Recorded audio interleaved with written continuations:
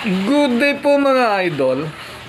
Yung kanina po ng mugs na may tama na nakasalang dito sa ating mug press machine, nag-promise po ako na 5 minutes tapos ng assistant ko. Hala, natapos niya nga po kaagad within 5 minutes.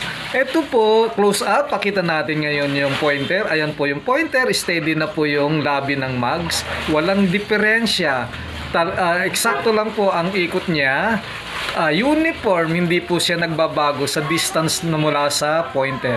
So yan po ang isang pisngi sa kaliwa. Sa kanang pisngi, nandoon naman po, nakadikit din po sa pointer. Hindi na rin po nagbabago ang distance ng mag sa pointer. Ibig sabihin, perfect na po ang ikot ng mugs natin. Matutuwa po si customer nito mga idol. Yun lang po. Salamat! Bye-bye!